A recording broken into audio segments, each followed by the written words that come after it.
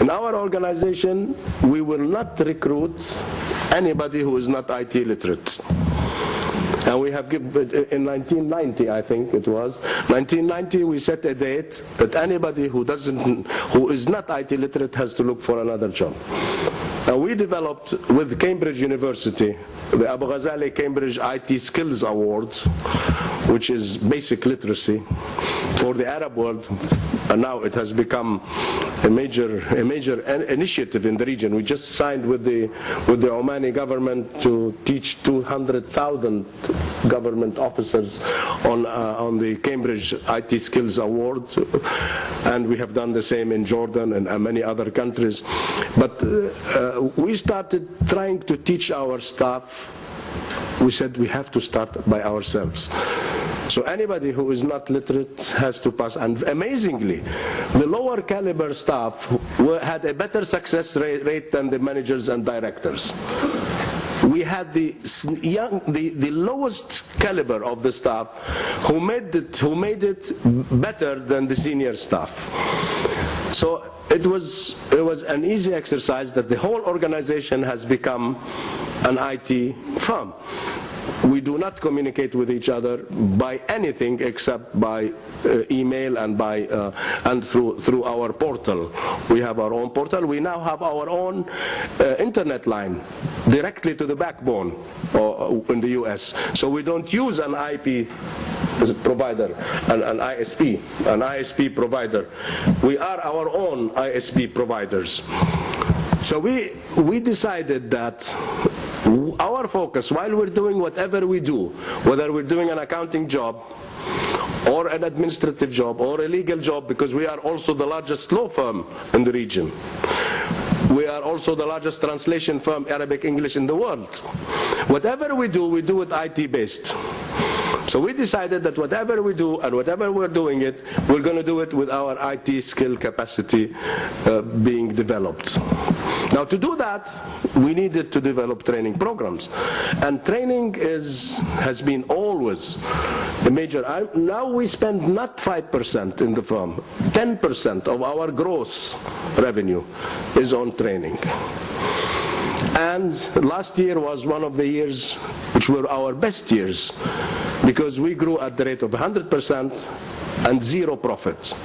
And I call it the best year, because we invested in that year in the development of our resources. That's why we did not make money, because we were investing to meet the tremendous boom that is coming to the region, which we know and which we are aware of.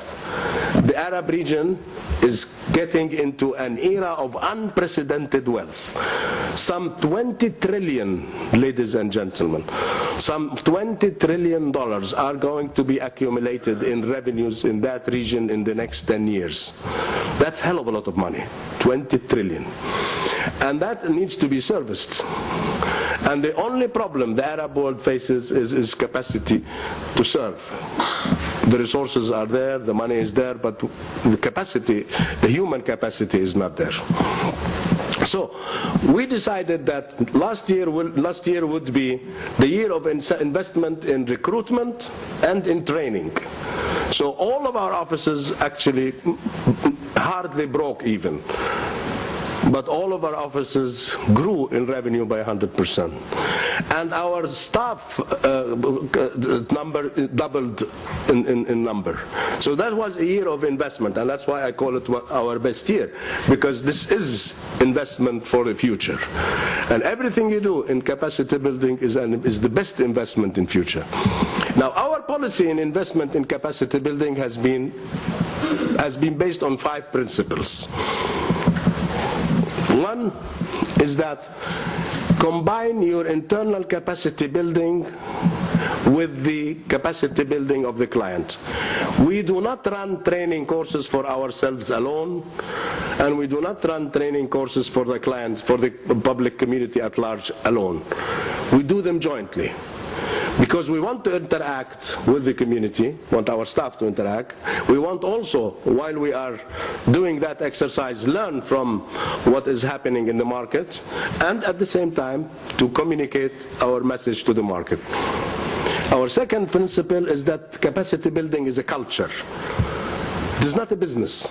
Most people think of it as a business, or as a requirement, or as a mandatory thing. We have to do capacity building.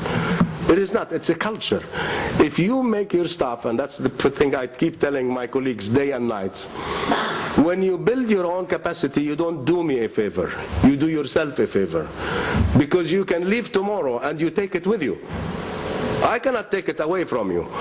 What you learn and what I train you is something you keep for yourself forever.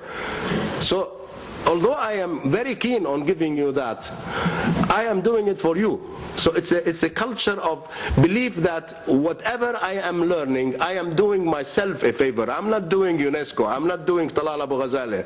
I'm not doing Microsoft a favor. I'm doing myself a favor. This is the culture we keep teaching our people. That usually staff are very hesitant to come to training programs, and they are very busy. I have something to do. I know this subject. It's not interesting, etc. Whatever excuse. But I am taking you away from making money for me to making money for you, because you can leave me anytime, and you will take that knowledge with you. This is number 3. Number 4 is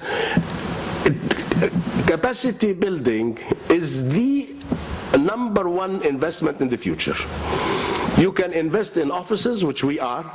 We have been foresighted. 5 years ago, we started buying all our premises all over the world because we anticipated a tremendous boom and a tremendous escalation in real estate prices, and actually in scarcity of real estate properties for businesses. So we started on this investment, and we felt that was a requirement as an environment. So in every office that we bought, and practically we own all our offices, we have training facilities in-house. So every office that we have has its own in-house training facility. But what we decided is investment in capacity building is the best investment any firm can have, any organization can have. Because if you are doing something with some success today, the chances are that you will do it better tomorrow if you invest in capacity building, or the chances that you will not be doing it at all and you're out of business. So the investment, number 1, of course, as I mentioned, investment in property, investment in technology, in equipment is all important. But the top important investment is investment in, and that we look at as investment. So that's also another principle. We are not spending money. We don't say spending money on training. We say investing in training, in capacity building. So that's a different concept. You know, most firms say this is under costs. It's a cost. It's an expense. It is not. It's in our firm. It's an investment, which will be more than returned to us in revenues and in profits. Now, finally, to us, capacity building is a means to a national ambition. We are driven by a national pride, and please understand me, like you all are proud of what you are. We are proud of ourselves as Arabs, and any nation has the right to be proud of itself. So part of our pride has to be not in that we were the best, or we controlled the world, or we led the world, or we, is to demonstrate to the rest of the world that we are as equal. And that can happen only by making yourself, by developing your capabilities and capacities to be equal. So there is part of it is a national responsibility, is a national duty to be better, so that you are equal to the best in the world. So we motivate our staff by telling them, if you want to serve your country, there are many ways of serving the country. But one way is proving to the rest of the world that you are as good as anybody in the world. So there is a national motivation.